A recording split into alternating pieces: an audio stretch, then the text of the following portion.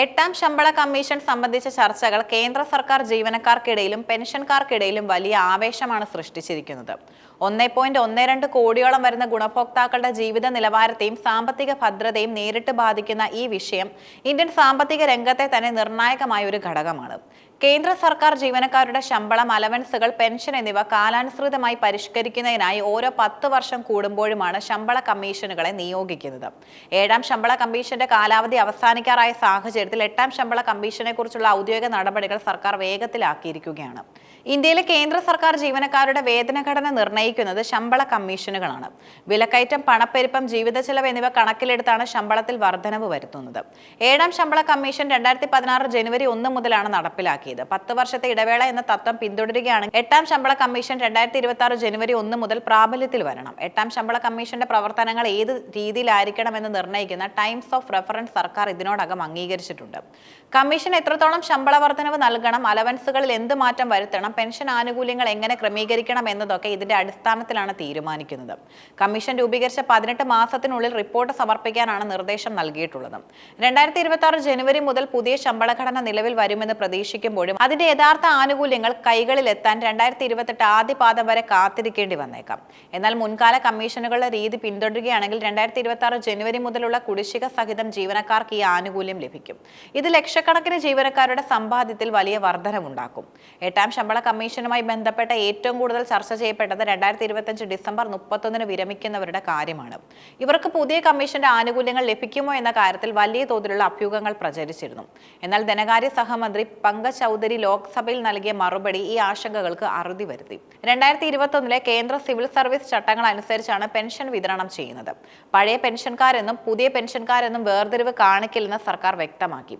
2025 ധനകാര്യ നിയമം നിലവിലുള്ള പെൻഷൻ നിയമങ്ങളെ സാധൂകരിക്കുന്നതാണ്. പുതിയ നിയമങ്ങൾ നിലവിലെ പെൻഷൻകാർക്ക് ദോഷകരമായി ബാധിക്കില്ലെന്നും 2025 വിരമിക്കുന്നവർക്കും പുതിയ പരിഷ്കരണത്തിന്റെ ഗുണഫലങ്ങൾ ലഭിക്കുമെന്നും സർക്കാർ ഉറപ്പ് നൽകി.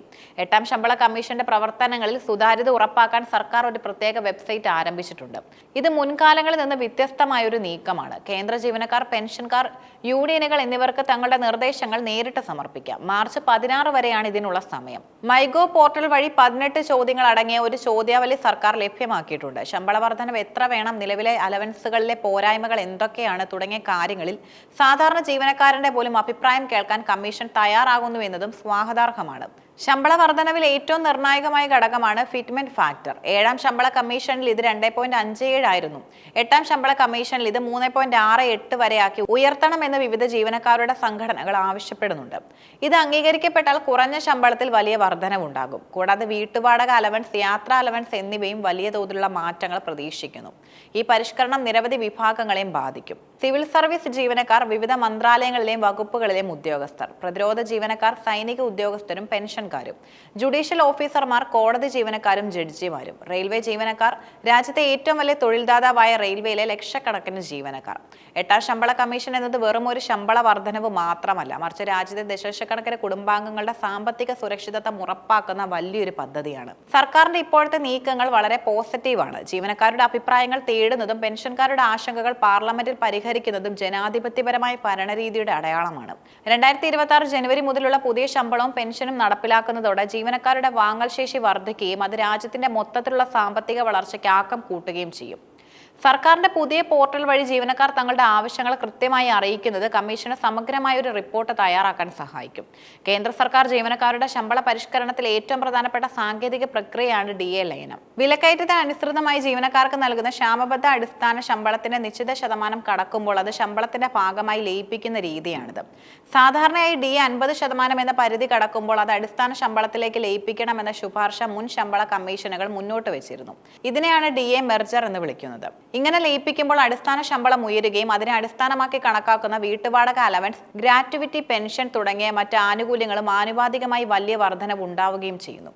എട്ടാം ശമ്പള കമ്മീഷൻ ജീവനക്കാരുടെ പ്രധാന ആവശ്യങ്ങളിലൊന്ന് ഈ ലയനമാണ്. നിലവിൽ 50% കടന്ന DA അടിസ്ഥാന ശമ്പളത്തിൽ ലയിപ്പിക്കുന്നതോടെ ഫിറ്റ്മെന്റ് ഫാക്ടർ കണക്കാക്കുന്ന രീതിയിലും മാറ്റം വരും. ഇത് ജീവനക്കാരുടെ ടേക്ക് ഹോം സാലറിയിൽ ഗണ്യമായ മാറ്റം ഉണ്ടാക്കും. എന്നാൽ സർക്കാർ ഇത് ഔദ്യോഗികമായി നടപ്പിലാക്കുന്നത് കമ്മീഷന്റെ അന്തിമ റിപ്പോർട്ടിന്റെയും സാമ്പത്തിക സാഹചര്യങ്ങളുടെയും അടിസ്ഥാനത്തിലായിരിക്കും. ലയനം നടപ്പിലാക്കിയാൽ അത് ജീവനക്കാരുടെ സാമ്പത്തിക സുരക്ഷയ്ക്ക് വലിയ കരുത്ത് നൽകും.